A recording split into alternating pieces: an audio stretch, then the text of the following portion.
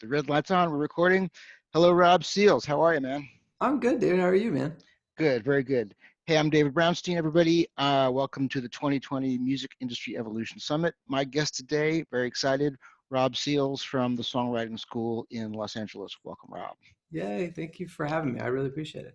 Yeah, really, I love what you're doing, and I really want to share your perspective and hear your perspective. And for people who don't know you, I'm going to read your bio so they'll know a little bit about you. Great. Uh, Rob Seals is a songwriter, producer, and educator based in Los Angeles. Son of an architect father and a social worker mother, he grew up in Chattanooga, Tennessee, in a household that championed creativity and modeled service. Great values for what you do now. Just beautiful. Enjoyed reading that before. Songs he has written or produced have appeared on TV shows Pretty Little Liars, Ghost Whisperer, Men in Trees, Brothers and Sisters, The Hills, The Kardashians, and others, as well as features and documentary films. He is the proud father of two young daughters, and with his wife, Ashley, founded the Songwriting School of Los Angeles in 2009, the only full-time, non-degree school of its kind devoted to the artistry and industry of songwriting. Welcome, Rob Seals. Thank you for having me. I really appreciate it. Yay. Yeah, that's great. Thanks. Before we get into some other more detailed things or other things, what were your first musical influences? What really started your, as a young person, started your Yeah. musical Well, experience? in that brief little bio, my dad was an architect, and my mom was a graphic designer who became a social worker as sort of a second career in life. And so they were both really talented visual people, and they had an amazing taste in music and a sprawling vinyl collection. I would really say my first musical experiences were just the fact that my house was filled with music all the time. Neither of them making it, but both of them, especially my dad, going to the turntable and spinning tunes. So it wasn't until I was about 8 or 9 that I took part my little public elementary school had the beginnings of a fledgling little 10 to 12 person orchestra, and the trumpet was my first instrument. And but I started writing songs when I was about 10, entirely privately, not on the trumpet, but lyric and melody, imagining that they would be sung. And it's funny, a 10-year-old today has probably already got his Instagram and his YouTube channel and is thinking about how this is going to be a thing. But for me, I was just a little kid who had these ideas that he needed to get out, and songs were just the perfect conversation and the perfect vehicle and vessel for those kinds of things. So yeah, I started writing songs at a very young age, entirely on my own. Nobody knew that was something that I was doing for the longest time. It just was always this really, powerful way of understanding myself in the world. Wow, so it was really as a personal expression and Totally. uh, Yeah. And I was speaking to another member of our community who runs a wonderful podcast, and I had never really thought about this, but my earliest songs were actually much more about expressions of the form than really what I had to say, which seems so odd to me. But in other words, I loved how a song was this catchy contraption that followed me around all day. And so when I first started writing little silly 9, 10-year-old songs, they were very much about being catchy. I was really interested in the form and the shape of hooks. And it was only once I'd sort of built the container that I started trying to put those, precious, achy contents of a young kid into them. But that just kind of cracks me up that there was something about the very mechanics of the song that really drew me to them. so you were sort of a structuralist first. I guess so. I don't think of myself that way in any aspect of my life, No, I'm kidding. but guilty as I'm charged. half kidding, but pop music runs through our. We hear it so much, and it runs through the culture. It runs through our world, and that's that catchy, repetitive nature of pop songs is almost like a gentle mantra of some sort. I completely agree with you. Yeah, mantra and prayer, and you think of how many times you turn to a lyric to motivate you when you need the motivation, or console you when you need the hand on the shoulder. It's so true, and these things are so powerful. And in the last handful of years, how many of the luminaries have we lost? But the first big band for me was the band Rush, and I was really marveling when we lost Neil Peart in January of this year, 2020, how many of his lyrics just lived on inside of me because the magical contraption of those songs had transferred them to me, and now they're mine to continue to mine and to unpack and to come to understand. And then you start to realize that the job of catchy then is to make something travel with you long enough that you might actually come to use it and know it and understand it. So No, that's beautiful. I mean, there's a way where some pop songs or artful songs, they become our inner life as children, and we don't really know, is it a good song or a bad song, but eventually we go, or is it a good lyric or a bad lyric, but eventually that becomes, like an example of Rush, part of our makeup, part of our mythology, part of our science fiction and our forward thinking. It's beautiful. I completely agree with that. Yeah, part of our mythology. That's exactly it. And so when these kind of archetypal heroes of ours pass away, one of the things we're mourning is that entire epoch of our lives, and I that feeling of, my first band, which, PS didn't understand an iota of the musicality of those Rush songs. We were just hanging on for dear life trying to get through them. But yeah, I think in mourning that loss, you're not only sad for what won't come, but you're mourning that chapter of your own life that's passed too. So anyway, Yeah, no, it's interesting. I mean, it's when David Bowie died, I was a big David Bowie fan, and also he evolved and changed every record, and so I was getting older at each record, but each record was a different persona and a different reminder of myself. And then 20 years later, we go, "Oh, I understand what that song's about," and it's just it's in us, and it becomes an ongoing discovery. truly, and it is funny, isn't it? Sometimes we're unwilling to let our favorite artists grow because we want to fix them in a moment in time when we met them, but maybe unconsciously we're trying to hold on to that moment in our own lives as opposed to following them in their growth. But yeah, I love when an artist grows through those eras because they're laying out a roadmap of the kinds of places we can go in our own creative lives. Yeah, yeah, absolutely, absolutely. So, what inspired you to start a songwriting school? Yeah, it sounds crazy when you put it like that, doesn't it? You know, just a handful of things really, but one, I will tell you that you've already kind of gotten a sense that music for me growing up was something that I had some resources, but not all of the things to do what I wanted to do. So I eventually I learned guitar, but I taught myself guitar. And I started playing in bands, but there was no mentorship. It was just a bunch of us kids kind of knocking around and finding our way. I had no training. I did no music theory. So, I was always kind of on the periphery of things. And I was fortunate enough. I went to the University of Virginia, lived in that part of the country. And when I graduated and my first day job was teaching at a high school, and I was playing in a duo called Seals and Butler, cleverly enough, at night. Mhm. But Yeah, we were in a scene of really amazing artists, and a lot of those, folks would go on to make some of the big records of that era. But so a lot of my learning was very much peer based in those ways. Like meeting people that I have a personal connection with who are really skilled at what they did, and that made me want to learn this or made me want to dig into that catalog. So I kind of worked backwards, and did a summer program at Berkeley and learned theory. Anyway, long answer short, that's great. I didn't have the mentors. There wasn't a roof under which my learning happened as a songwriter. It was really something that I was cobbling together, the creative person that I was and all the things that I was learning. I got an MFA in poetry writing, so I've studied a lot and have been in teaching environments.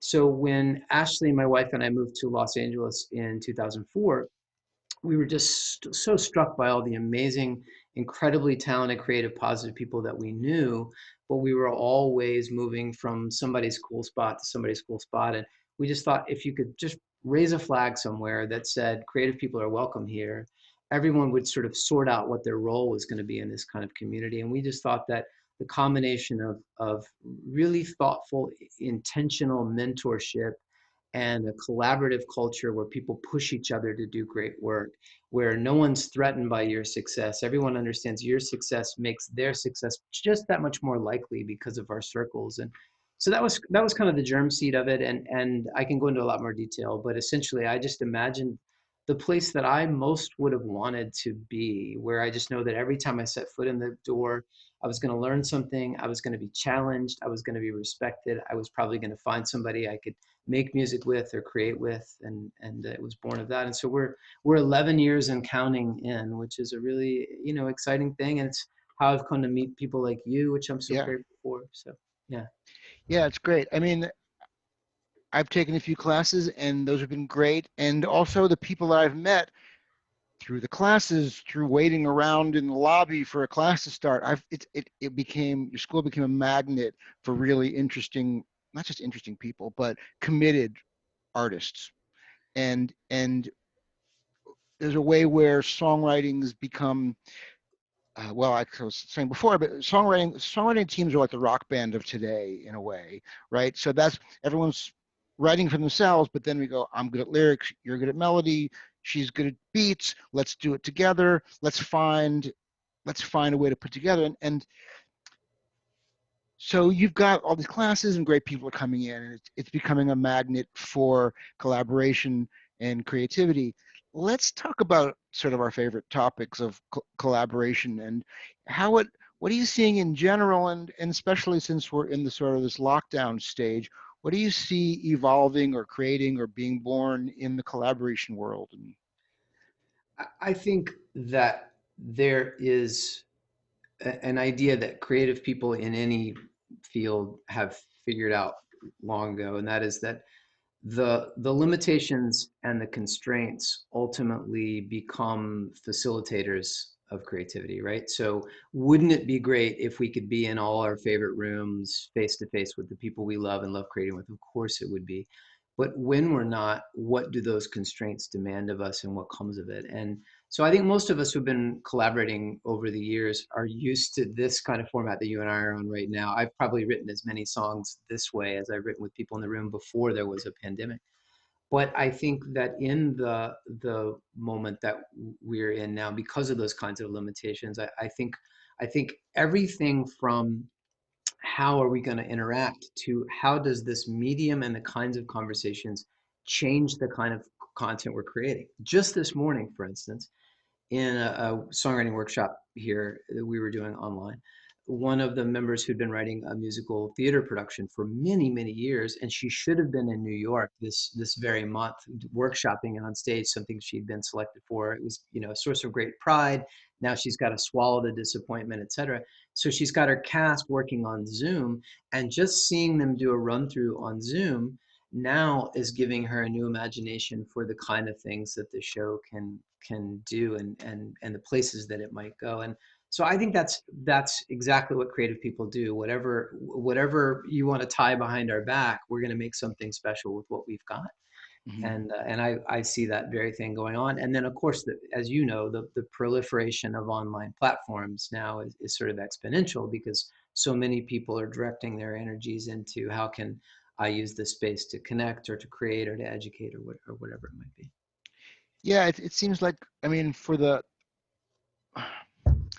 well, for much of the music industry, touring is over for now or stopped for now for some period of time, and so everyone's at home making music and trying to make money, and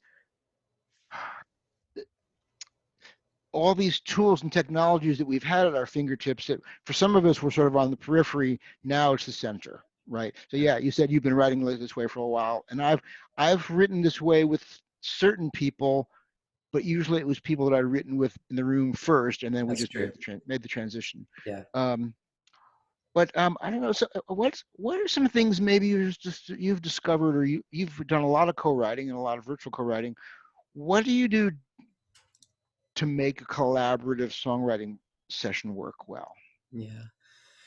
There's a couple of principles that have been really helpful to me, and like most of the things that I've come to, either I was in the great good company of someone who, by example, showed me a thing that I carry with me, or I came to on my own, usually the hard way, one of the two. But one is there's a notion in improvisational comedy that I think informs a successful collaboration in the medium that we do. And that's this notion of yes and, the two-part equation that if you and I are writing a song together and I offer up this inane idea, instead of shooting me and it down, even if inside you're thinking, oh, I don't know, dude, if we're going to write that song, your willingness first to affirm me, yes, and to offer something unique of yourself back, we begin this sort of ping pong game where we each feel like we have permission to be brave, to be present, to go where this goes and not judge those ideas. And we trust that together, the two, or however many are in a collaboration, are going to arrive at the thing that most interests us and carry that thing forward. So first, for me, this idea of yes and it puts you in a positive headspace. It's a great exercise to be in, about no matter what comes at me, how can I receive it with an openness and respond with something that might advance the conversation. And then the second thing, and I say this in my classes, I teach a songwriting class called The Roots, and we do some co-writing at the literally at the center of the curriculum. It's at the midpoint of the class for a lot of reasons. But one of the things that I think inevitably one can get self-conscious about is the things that we do and the things that we don't do. You know, there's an expression in our business to be 100%er. And 100%er is somebody, as you know, who has 100% of the talent covered to write and produce a great song. And there are those people in the world, but it would be very easy if you imagine like a little pie chart over your head, if you're a lyricist, to think, wah, wah, like I'm 15% of that 100%. And you know, what list of apologies are you already queuing up before you start with someone? But instead, imagine that whatever you perceive your limitations to be, imagine that they're invitations for somebody else to enter your creative life and do the thing that they do well. And then you stop apologizing for what you aren't, and really leaning into who and what you are, and know that if not for you being in the room, this song is never going to exist, because your set of experiences and values and your aesthetic and everything is going to come together to contribute to that song. So those two things for me. And if I could add one more, it would be my advice first to myself humbly, then to others, is to always seek to be the best listener in every room you inhabit. Because when you're the best listener, you're in the business of handing someone else back their genius. And as you know, some of the best lines in a song happen not really when we're writing, but when we're just talking. And the best listener is that person who doesn't let it get by, that hands us back that, and we work with it. So for me, those three things, that yes and, that sort of leaning into whatever it is that I can give in this moment, and really receiving whatever the unique things that other person can, and then just without fail being the best listener in the room. And that goes down to like, you noodle something on the guitar and I'm like, go back, that's a riff, like what was that? You know? What was that? Yeah. Exactly, the littlest thing. And so those are three things that I seek, and I encourage others in fostering that kind of really attentive, intentional, collaborative setting. Yeah. Oh, that's beautiful. That's beautiful. You reminded me when I was involved in this show called Top Tune, where we get paired with somebody, get Yeah. 17 minutes to write Awesome. a song, and I was participant in that a couple of times. And the thing I learned after that, or I started writing about this, is like in any collaboration, you can kind of say, if someone throws an idea out, you can say, yes, I love it. If you both like it, that's great. If one of you throws it out and the other one hates it, okay, fine. But there's that third space of, well, that's not how I would do it, but let's try that, Yeah. right? That's kind of where the surprising magic happens, where I go, I would never call a song like that. Okay, let's do that. Totally. Yeah, because like whatever you would have done, go home and do that. But if you're going to co-write, then it's how you interact with that other person or the other people's ideas that leads you to the thing that you wouldn't have come to on your own. And that's the fun of it. I totally agree. And we were talking about constraints before. So the 17 minutes of Top Tune, there's a constraint for you. And that gets you out of being super precious, and just you go, okay, let's go with it. How can we make this as strong as we can make it? That's right. Yeah, I've been in songwriting sessions where I was in this actually European songwriting camp, and because I was the one who spoke English, I was the lyric guy. And every once in a while, it'd be like, okay, just now, well, the singer is going to be here in 15 minutes. Just go write some lyrics now. And my first thought was like, I can't write a lyric in 15 minutes. And I went, Top Tune. Yes, I can. Yes, I Put my can. headphones on and just do it. That's fabulous. Good for you. Let's talk also about like community and how that has been built through the school and just how you see artistic or music creative community developing these days. And Hmm. what's your I take on think that? this is an interesting time because one, regardless of when somebody might be watching this, the moment that we're having this conversation, there's a profound conversation happening outside of these walls as America is reconsidering itself in all these fundamental ways. And so I think the notion of community and what is a community and what is the responsibility of individuals in a community is something that we're all thinking about right now. I think that in the music industry, the sort of the dissolution of the mainstream in a lot of ways has created this sort of scurrying to find opportunities, but what it's meant is that there are now so many smaller streams, so many smaller lanes. I think what creative people are realizing is, wow, there's a lane for everyone now, and it used to be there were these like it was like the 405 freeway, there's only these lanes and they're crowded, and now it's like whatever your unique, odd, marvelous thing is, not only can you do it, not only do you have all the tools of um, release right there at your fingertips, but there's also probably an audience for it, and you're able to find them with these digital tools. So I think that that's both the opportunity and the curse, right?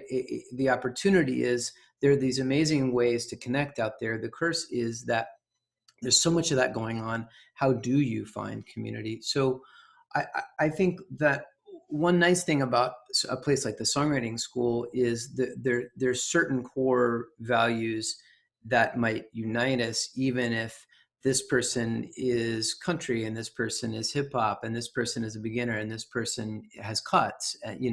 We still see how we could all belong under that same umbrella. And I think that we're all kind of trying to understand where are the places that I belong. So I sure don't have any kind of definitive answer other than the conversation is so important. And the idea that a community is a group of individuals, it has never been more apparent in my lifetime than right now. And each individual thinking about what his or her responsibility is to her voice. And as songwriters, we're thinking about that all the time now. But I think the stakes have changed in this moment. Well, I think partly what's so beautiful about having a physical location like you have is there's time for accidentally meeting somebody in the hallway or Yeah. accidentally meeting someone in a classroom or accidentally meeting someone if you're in virtual space on a Zoom call, on a Skype call, whatever it's going to be, right? There community we need songwriting and some of the music elements we do are individual and we need some of us need more human interaction than others, but there's inspiration that comes from someone else going, I think the sky's blue today. No, it's gray. No, it's blue. No, it's green. So there's creativity that happens, exploration that happens, and yeah, community and collaboration kind of go hand in hand. And I think it's great for musicians to have other people to go, hey, what do you think of this? And hey, I need a saxophone player. And hey, I need a piano player. And he need what you do. You're Yeah. 15% or my 15% kind of a thing. Yeah, I think one thing that we understand as music people that's complicated about the moment that we're in is that music only is a thing because of vibrations, and vibrations aren't just heard, they're felt. And so the idea of air moving in a room is complicated in a pandemic, but it's also the basis upon which sound travels. And so I think that's the disconnect that I think all of us are trying to to find a new place for, because Mm-hmm. there's nothing like the sound of you hit the strings, but that amp growls to life. The drummer leans into the kick drum and you feel it in your chest. you know so I think we're all missing those kinds of things, and that's any kind of physical community gives you that. So in the absence of that, I think anything that we can do to make sure that we're in our bodies when we're creating music is really important, because we're missing that kind of interactive thing. So the idea of standing up when you sing it sometimes, and not just being in front of the screen is a really critical part of it, I think. Hmm. Are there any kind of things that have come alive for you or people that you've been working with or know in this lockdown time that have just happened we wouldn't have expected, but unexpected upsides or benefits or new things Yeah. blossoming? Well, I think a few things. I mentioned one where suddenly changing your sense of where is the exchange going to happen. And so while there have long been stage its, and we've been doing a monthly open mic for years that we've live streamed, and there's a lot of play. There's nothing new about that, right? But the idea that I'm a performer and I'm in my kitchen, but now I can talk to you all about my craft, and I want to. And think about how many of your favorite artists have been doing these amazing things. Yeah. I heard a conversation between Lyle Lovett and John Hyatt, and they swapped songs, and just seeing them in that format over Zoom. So they're in the same lockdown moment that everybody else is. But here's two guys speaking with admiration and affection about each other's songs. And I found that so deeply moving. So anyway, I think one is just imagining what are all the ways that music can reach people besides Spotify or the live concert venue. I think that's been good for people to be thinking in those ways. And then we already talked about creative limitations. How that might change the output and the direction of these things.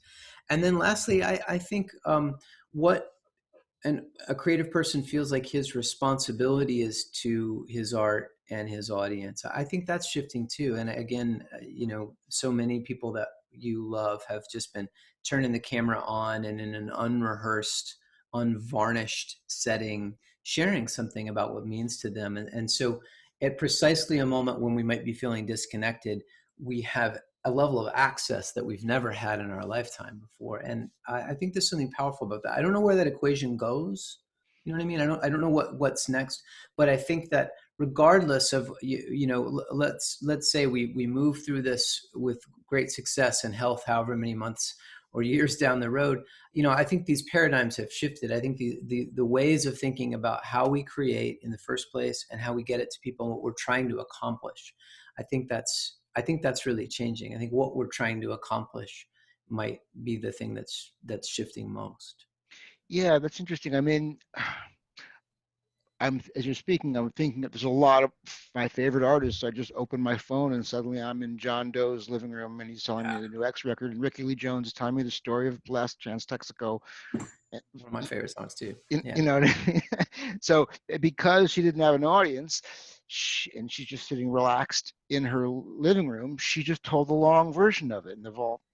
So yeah, there's an intimacy and that's happening, which has been amazing. And I heard also somebody talking about Twitch as a music platform, mhm. and she was saying it's not about like here's your concert, now move on. It's about a longer term experience, and it's more about watching, Mike from Linkin Park choose drum beats, right? Or it's more about a singer songwriter.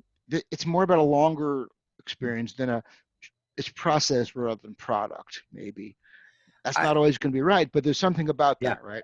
There is, and I think that's very astute because I think that we've been in such a product culture, but especially the music industry. It wasn't long ago that you made a CD and not just a digital release. And when you show up at the venue, the first thing they would ask you is, "Do you have product? Do you have the fruits of this process of yours?" And I think everything has always been about that. And you're right. Now everything is about the longer term relationship. The standard advice, we have a fantastic uh, music business series here run by a guy named Galen Whittemore, and Galen's an artist manager. He got his artist Isla signed to Empire Records, and he manages Too Short, and he's just has a really great angle on things. And a piece of advice that's been coming out of some of those conversations is so contrary to what you would have been told just a couple of years ago. A couple of years ago, you only get one chance to make a first impression. So the single, it Mm-hmm. better be that, and it better be the hand coming at us, with the eyes forward to shake our hand and make that relationship. And now the idea is like, put out an EP, have a body of work, then when you finally can ring the bell, they will stay. There'll be more to listen to, et cetera. And I think it speaks to that kind of long form thing that we're in right now. So how ironic that we've become this short attention span theater of a culture, swiping left on our lives, and yet long form content is starting to win the day. And I'm with you. I think that's a really great thing, because those of us who create are in it because of the process more than the products themselves, I think. So, or Yeah, at least equally. How about that? yeah. No, it's no, yeah, it's changing, and yeah, there was a time where it was like never show release anything that wasn't perfect. Perfect. And Yeah. now it's like, here's the first demo, here's the second demo, here's the remix, here's the Yeah. dubstep remix, here's the dance hall remix. Yeah. So it's Yeah. really interesting. Um, Rob, I can't remember what we are going to do about our free gift for you today. Oh, what are we going to do about it? Yeah, what is our Enjoy free it. gift? Oh, yeah. We're So going to I download a gift. I put together just a series of videos that I felt would be really timely in this moment, and I Beautiful. intend to add to it um, as I come across more that would be valuable. But these have all been conversations that we've done at the Songwriting School with some of the amazing people here. One is my conversation with my longtime friend, number one writer, multi-platinum artist, Matt Scannell, the front man of a band called Vertical Horizon. Okay. 20 years ago 20 years ago this month, as you're probably watching this, his song Everything You Want was the number one song in the land, most played song on all radio formats for the year 2000, and Billboard magazine named it one of the top 50 adult radio hits of all time. So conversation like that, a conversation about the building your audience, creating authentic performances, a conversation with another platinum lyricist about the craft, and finally, for the musicos, a really tasty thing on the music of the Beatles, with some fantastic analysis of a couple of songs there, and full charts and transpositions and everything. So you're gonna love Wow, that. that's beautiful. That's great. Is there anything that we didn't touch on that you wanted to speak to, or just any, I don't know, final, just anything I missed or we Well, missed or you want to talk I about? I don't know. I'm really grateful. Again, I'm grateful that I know you. That this, I met you in this very building. I'm grateful that the Songwriting School community has been one that just continues to amaze and inspire me, and how many remarkable people who are up to remarkable things. And I love how I think creative people in this, again, in this moment, are understanding that this skill set that we've spent our lives cultivating allows us to really enact something in others. Songs are the killer app, man. A song can transform Yeah. how you feel in 3 minutes, and I think we all realize that that's a powerful responsibility and an amazing opportunity as creative people. So I love that this is a time when America as a nation is thinking about its voice and the direction voices will lead us. And I'm really grateful that a place like the Songwriting School is a place where people gather to work hard at something that really matters to them and hopefully to others. Yeah, well, thank you for creating the community that you created and the connections and the just it's a structure, but it's free form and people come and go. And every time I meet people, they're like, "Oh yeah, I studied there, I studied there, I studied there." So Yeah, it's we like to joke. You never graduate because we're always going to be students of the things that we love, and so we've had students as Grammy nominated songwriters and Grammy winning artists, and that to me that just is so humbling, because let's face it, writing a song is a humbling thing. No matter how accomplished, no matter how experienced you are, the page is blank, your tongue is still, the strings haven't moved yet. There's that moment where we're all back to the beginning, and I think that unites us in a really powerful and meaningful way. So I'm grateful that I met you in this building, and I look forward to a time when I can welcome you back to this building. Yeah, looking forward to that too. That's great. Well, so folks, if you have any questions for Rob, maybe you can post them in the Summit Facebook group, and maybe we can get Rob in sometime to answer them. And I would love to hear what you learned and what you want to know more about the songwriting school, or just ideas about community, creativity, collaboration, all those kinds of things.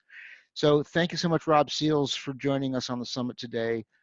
Thrilled to have you participating. I really believe in what you're doing, and keep writing great songs. I love that what you said about every day we're facing the blank page, right?